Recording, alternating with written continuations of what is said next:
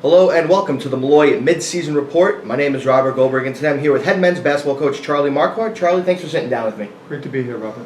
So Charlie, you entered this season with 9 returning players, including the preseason player of the year. How important is team chemistry when you're preparing for a long season?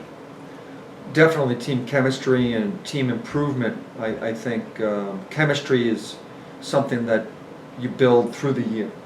And so sometimes things take a little bit of time, and as well as improvement. So you don't want to peak too early, especially if you're not in a position to get, maybe an at-large bid, and you have to get in the conference tournament and win there. But definitely those are vital over a 6 months season. And then on the other hand, you brought in 5 new returning newcomers. What do they bring to the team that maybe the team didn't have before? What were you looking for to bring as into the preseason? Well, we always look for guys and players that can make an impact. Whether they are a good practice player, whether they can affect a win. They continue to build the culture that we're about, being a good student. Pretty much the whole picture is what we look at. Now you talk about the culture. You have leaders on the floor, of course, on the floor in the locker room. But what type of culture do you try to instill from a coaching perspective when you have new guys come in and even the players that return? Well, I think the culture that we've tried to instill on the court is just being really resilient. We're very big on development, like your first question. If you look at players that have entered our program and maybe where they leave it, we really are focused on, did they get more playing time over their 4 years? Have they made us a better team? Development is really something we point to with culture. Off the court, it's, being a good person, good academics, and, the whole picture. When you start off the season, you start with a really tough non-conference schedule. Yeah. What are you looking for in the first couple months of the season as you try to build towards conference play? Well, if we can get a win there, that's helpful, right? I think, you never know if you can catch a team that's good. Beating a team that's maybe not a great opponent doesn't give you much value. Sometimes it can give you a false sense of security.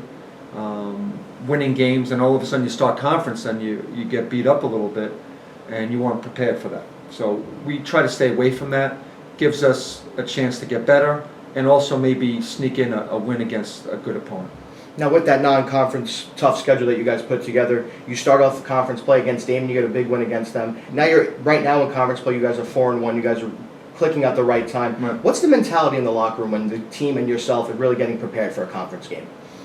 Yeah, it's pretty intense. We know the importance of conference games, and we've, put a focus on that, because of our non-league record.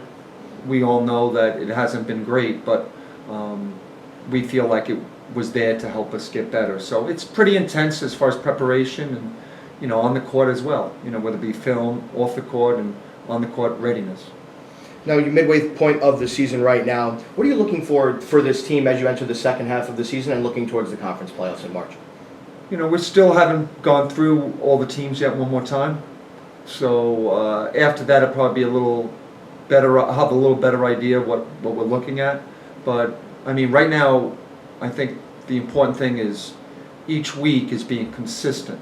We're sort of at a point now where we have 2 games a week of conference, and just being consistent that whole week or being consistent a particular game, I think will go a long way. Because we've had spurts last couple of games where we've been pretty good. We just have to put 40 minutes together all the time. Like even in some of our wins against Queens, maybe we weren't great the whole time, but we won. But this recent game against Bloomfield, we were good, but not consistent enough for the win. So when you talk about playing a team twice, after that first matchup and you play them again, are you looking to change anything up, or is it really what that dictates on film how you approach the second matchup? I think it really starts with how we're doing leading into that second game. It still rolls back to how we're playing. So we'll take bits and pieces from that first game, but it's also what are we doing at that current time? Are we doing things better? Do we have to continue to improve in certain areas? Maybe that we did well before, but now we stopped doing them, or vice versa. So it sort of depends still on how we're playing at that moment for that second time. Thank you, Coach. This was the Malloy Midseason Report, and we'll speak to Charlie at the end of the year. Thanks again for sitting down with me. Thanks, Ron.